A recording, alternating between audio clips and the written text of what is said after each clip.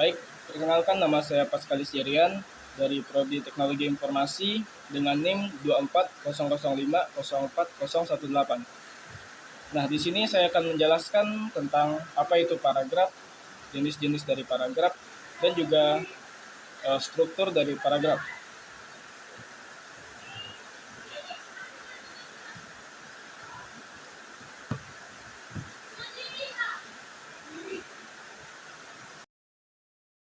Nah, paragraf adalah kumpulan kalimat yang saling berhubungan dan menghasilkan tema tertentu. Paragraf juga dikenal sebagai alinea, gugus kalimat, atau perenggangan. Paragraf juga merupakan sekumpulan kalimat yang berkaitan dan mengembangkan satu ide utama. Paragraf biasanya dimulai dengan kalimat topik yang diikuti oleh kalimat penjelas, contoh, atau detail yang mendukung ide tersebut.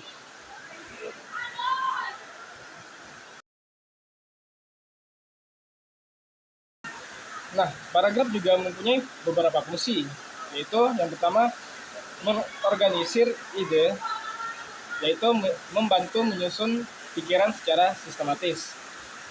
Kemudian menjelaskan atau mengembangkan ide utama dengan informasi atau penjelasan yang lebih rinci. Yang ketiga, memudahkan pemahaman, yaitu membagi teks menjadi bagian-bagian yang lebih kecil untuk mudah pembaca memahami isi tulisan. Kemudian yang keempat, menyampaikan pesan, yaitu dengan cara menyampaikan informasi atau argumen dengan jelas dan terstruktur.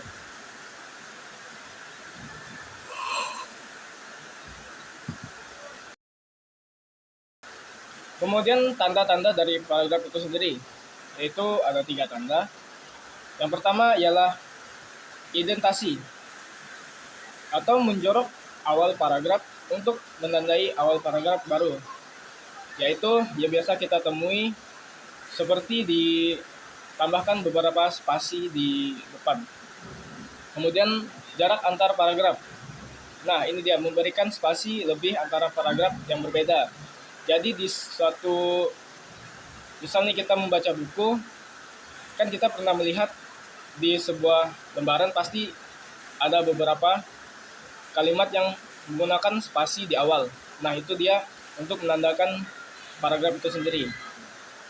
Kemudian tanda, yaitu menggunakan simbol tertentu seperti asterik atau garis horizontal untuk memisahkan bagian.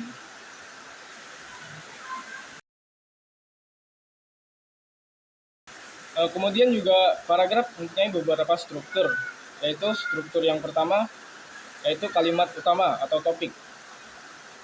Nah, di struktur utama ini, kalimat topik yaitu menyampaikan ide pokok atau tema paragraf yang biasa kita temui di awal-awal kalimat dari paragraf itu sendiri.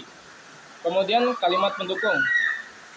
Kalimat pendukung memberikan penjelasan bukti atau contoh yang mendukung kalimat utama, yaitu biasanya merupakan bagian isi dari paragraf. Nah, kemudian kalimat penutup atau kesimpulan, yaitu menyimpulkan atau menegaskan kembali ide utama, kadang-kadang dengan mengaitkan dengan kalimat utama, yang biasa menjadi akhir dari paragraf. Kemudian struktur paragraf juga mempunyai beberapa contoh. Nah, contoh dari struktur paragraf itu sendiri bisa kita lihat sebagai berikut, yaitu kalimat utama, olahraga penting untuk kesehatan. Nah, kemudian kalimat pendukungnya, olahraga secara teratur dapat meningkatkan kebugaran fisik dan mental. Nah, di bagian kalimat penutup, oleh karena itu, menjadikan olahraga sebagai rutinitas harian sangatlah dianjurkan.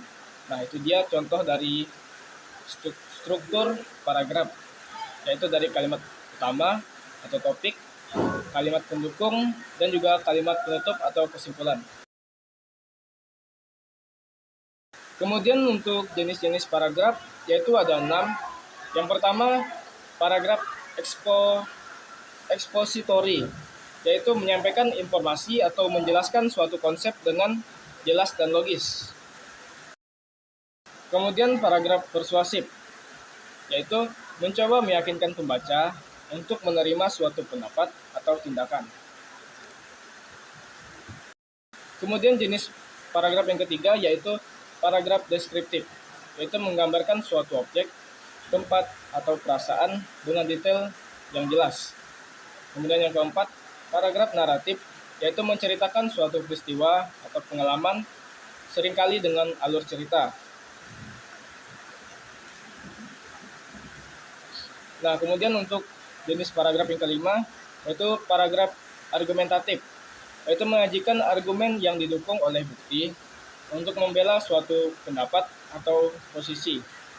Nah, kemudian yang terakhir yaitu paragraf analisis, yaitu mengkaji atau menganalisis suatu topik secara mendalam, seringkali dengan membandingkan dan mengontraskannya. Nah, sekian penjelasan paragraf dari saya. Jika ada kesalahan kata, saya mohon maaf. Sekian dan terima kasih.